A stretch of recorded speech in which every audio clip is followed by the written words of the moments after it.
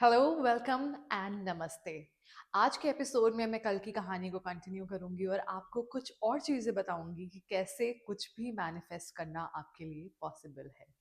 तो American express की बात करते हैं। मैंने वहाँ पे लगभग 2.5 साल काम किया।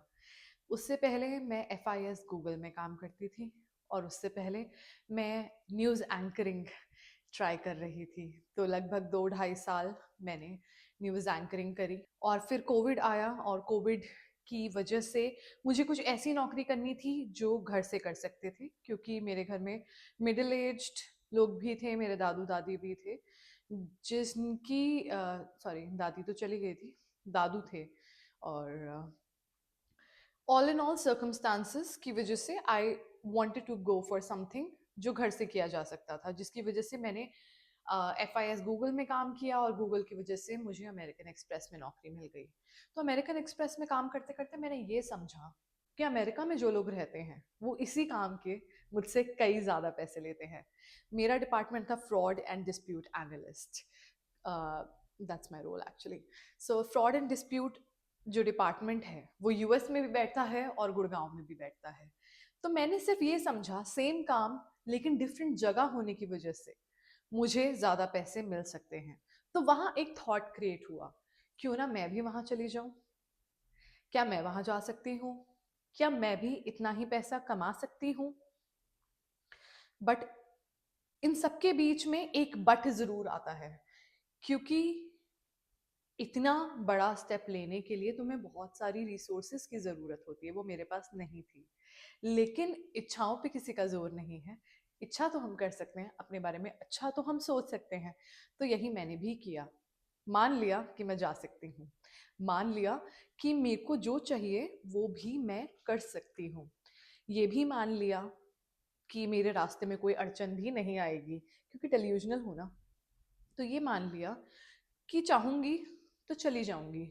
और इसी सोच के साथ मैंने कॉलेजेस ढूंढने शुरू करे, क्योंकि समझ में ये आ चुका था अभी तक कि बाहर जाने का रास्ता इजीली तो पढ़ाई के थ्रू ही हो सकता है, और कोई भी रास्ता आपके लिए थोड़ा सा अटपटा साबित हो सकता है, बट पढ़ाई के जरिए निकलना हमेशा एक सेफ ऑप्शन होता है, क्योंकि आप उस कंट्री की डिग्री लेकर मार्केट में उतरेंगे जब नौकरी के लिए जाएंगे। इंडिया की डिग्री लेकर नहीं और किसी और कंट्री की डिग्री लेकर नहीं। तो ये एक बहुत इंपॉर्टेंट फैक्टर होता है whenever you coming to a new country.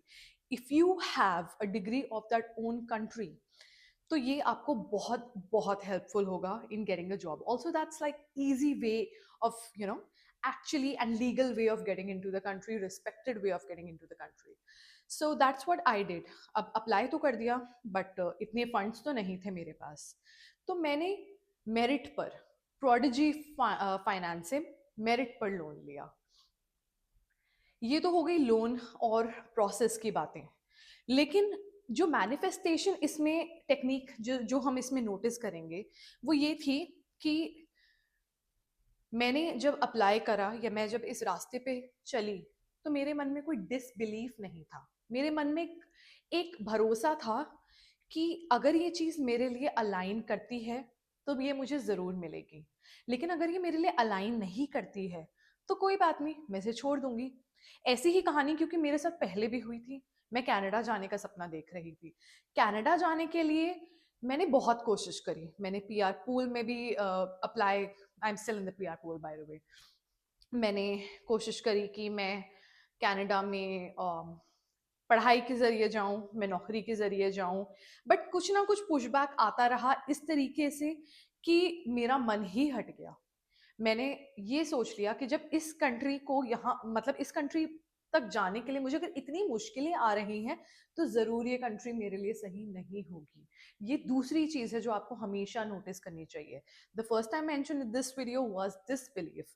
Second is, if अगर आप कोई चीज करना चाहते हैं, अगर आपके मन में कोई इच्छा है, if you want say XYZ thing, supposedly just like I wanted to go to Canada, लेकिन बहुत मुश्किलें आ रही हैं, तो वो मेरे लिए नहीं है। That's like a no go. if too many difficulties come into something, when you want something, it comes with a lot of difficulties, you don't want that. Moving on, तो हम यहाँ पर हम कनाडा नहीं गए obviously because you know it was too much trouble to go to Canada and things were not aligning. Whereas US का मैंने उतनी उससे कम मेहनत करी होगी जितनी कनाडा जाने में करी थी, लेकिन ये मेरे पाथ के साथ ज़्यादा अलाइन करता था। तो इसलिए यूएस के जब मैंने यूएस के लिए अप्लाई करा तो मेरा रास्ता अपने आप खुलता चला गया। तो हुआ ये कि मैंने अप्लाई तो कर दिया यूएस में। मुझे कॉलेज से एडमिशन का offer letter, appointment, sorry offer letter, what is that, offer acceptance letter, something like that. तो मैंने यूएस में अप्लाई कर दिया। अब मुझे मेरी एप्लीकेशन अप्रूव हो गई। अब मुझे डिपॉजिट वगैरह सबमिट करना था, सब चीज़ें हो गई। मैंने डिपॉजिट सबमिट कर दिया, अपनी सीट रिजर्व कर ली और अपना प्रोसेस शुरू कर दिया। बट मैं अटकी वहाँ जहाँ कोई नहीं अटकता है। मेरा जो वीज़ा था, मेरे को वीज़ा का स्लॉट ही नहीं मिल रहा था, क्योंकि you remember now I was working for, मैं अमेरिकन एक्सप्रेस के लिए नाइट शिफ्ट में काम करती थी, तो मैं रात भर काम करती थी, दिन भर सोती थी। तो अब जब जो इंसान दिन भर सोएगा और रात भर काम करेगा, वो वीज़ा के स्लॉट्स कब चेक करेगा? तो मैं नहीं चेक कर पाई।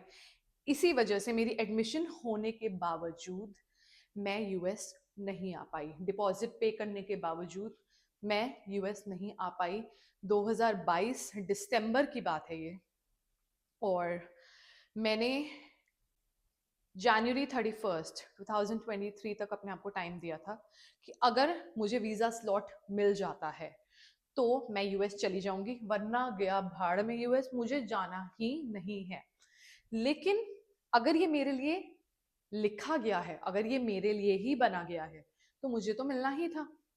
तो हुआ ये कि मैंने एक एजेंट को पैसे देकर छोड़ रखे थे कि अगर तुम्हें स्लॉट मिले तो मुझे फोन करके बता देना और मेरे लिए स्लॉट बुक कर देना। अब उस इंसान ने मेरा स्लॉट तब बुक करा जब मैं गिव अप कर चुकी थी। मैं सब कुछ छोड़ छाड़ के गोवा में आराम से चिल कर रही थी, और उस वक्त मुझे उस बंदे का फोन आया कि मैडम आपका आपका वीजा स्लॉट बुक हो गया है और आप गोवा से वापस आइए फटाफट, क्योंकि आपका इंटरव्यू है 5 दिन में। तो मैंने फटाफट अपनी फ्लाइट बुक करी, मैं वापस दिल्ली आई। मेरा बायोमेट्रिक दिल्ली में था, मेरा इंटरव्यू हैदराबाद में था। बिना किसी अड़चन के, बिना किसी और बकवास के मेरा वीज़ा अप्रूव हो गया मेरे जाने से 4-6 महीने पहले, क्योंकि सितंबर में जाना था।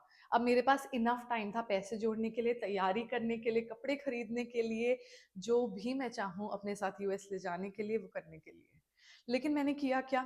मैंने तो सिर्फ आखिर तक काम किया ताकि मैं इतना पैसा जोड़ सकूं कि मैं अपने लिए यहाँ पर एक कंफर्ट भरी जिंदगी जी सकूं। जबकि मेरे पास लोन था, प्रोडिजी का लोन था मेरे पास, उसमें मेरे पास वो भी था, मेरे पास स्कॉलरशिप भी थी। बट फिर भी मेरी कोशिश ये थी कि मैं पूरी तरीके से आत्मनिर्भर रहूं, अपने ऊपर ही बर्डन डालूं, किसी और पर, मेरे आसपास के लोगों पर मैं बर्डन ना डालूं। तो मैंने वही किया, भगवान से बहुत प्रे किया, बिल्कुल भी किसी भी स्टेप पर कोई भी डिसबिलीफ अपने मन में ना आने दिया, ना सोचा। बहुत घबराहट भी हुई जब घर छोड़ने का टाइम आया।